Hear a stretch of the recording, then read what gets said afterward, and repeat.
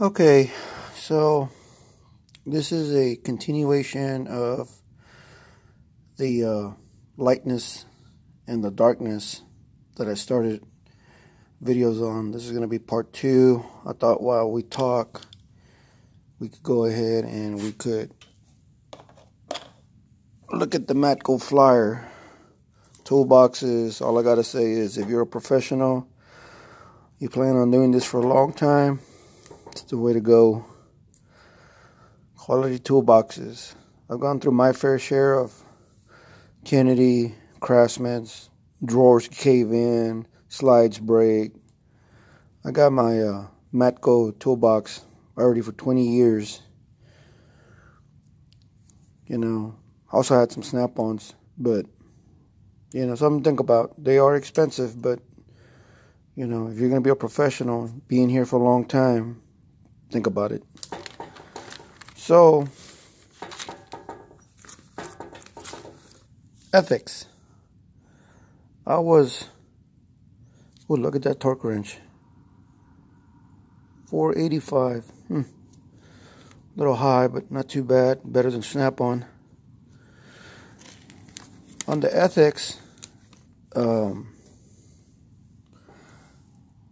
there's a thing called pencil whipping. I remember the first time I saw it. I couldn't believe it. I was working as a heavy equipment mechanic, and we did what was called a pre-delivery inspection. And we'd go out to the customer's location, and we'd, you know, pre-deliver inspect the unit, which involved running all the lights, controls, make sure the seat was good, seat belt, travel motor, pressures. We had to take measurements, you know, boom out, boom in, bucket, swing, pressure on the brakes. That was real critical. So anyway, I used to go out, and I remember the first time I did it, I took like a whole day, you know, plus drive time. And my boss gets all after me. Now I'm like, okay, well, I'm brand new. What do you expect? I'll get better. So I kept at it. And there was this one guy. He would always do them in 2 hours. So finally, I said, man, I tried everything I could, you know, everything I could. And I could never do it in 2 hours.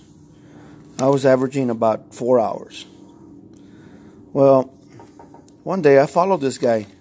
I knew where he was going to be doing a PDI, pre-dealer inspection. I followed him, took me a pair of binoculars, and I watched. He got out of the truck, started the unit, moved it forward, backwards, worked a couple of controls, got out of his truck, sat there, eating tacos and drinking a soda and whatnot. Then about an hour and a half into being there, he just gets and leaves. I go to the shop, and I look at the paperwork. Those are pretty good. The compacts. I know there's a lot of cheap ones on Amazon for like $89, $79, but I'm waiting for the new Milwaukee to come out on our tool truck, the compact Milwaukee. When I get it, I'll do a video. So he gets there and turns in the paperwork, and I go look, and sure enough, he did it. He signed off on it and did it.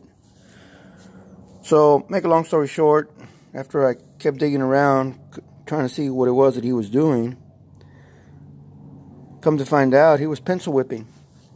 He had all the times and minimum, maximum pressures and whatnot, and he would just go for middle of the road. He was smart enough not to make them the same every single time. You know, he'd fudge it up a little going up or fudge it up a little going down. These are pretty good too. I like to use those.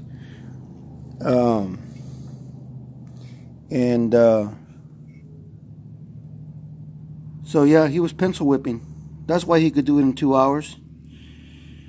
Then I remember it was another situation where, of course, I never did it, and when I complained to my boss, they would overlook it because he was making the money, so they weren't going to investigate it. You know, it was getting done, they were making money, And so the managers themselves is the point here, give in to the darkness. They don't want to look. They don't want to do the right thing. Hey, it's working. We're making money. Key word is they're making money. So they're not going to do it. That seems very expensive. $130 for a cleaning kit? I don't know. I'm going to have to look into that. It seems very expensive to me. So, we had another situation where we had a backhoe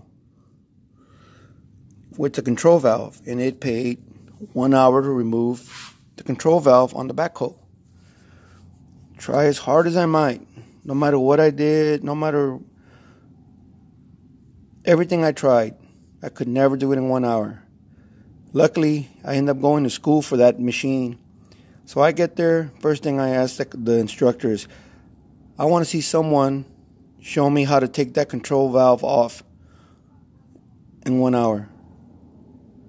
Then he tells me, well, you see, son, he goes, that was on a B model that we used to make back in the early 70s. The control valve was mounted on the step on the outside of the frame. The current version is mounted on the inside of the frame above the rear axle, which limits your space. He goes, but we never change the time. He goes, because, we have to pay warranty. So he goes, yeah, he goes, the best you can do it in, he goes, is about 2.5 hours. I was actually down to 2 hours, but when I went back to the shop and I told him that, didn't change anything. But nevertheless, hold down clamps, zip ties, everything that went off got put back on. I never left stuff off like some of the other guys, They wouldn't put the rubber isolator clamps, and then the metal lines would start to vibrate, and then they would crack. So, your reputation will follow you. Yes, there's shops that want guys that are profitable, and they don't care how they do it. And I hate to say it, there's more of those than the other kind. All we can do is do it by the book and don't fall into that rat race of shortening the customer on service and ruining your reputation.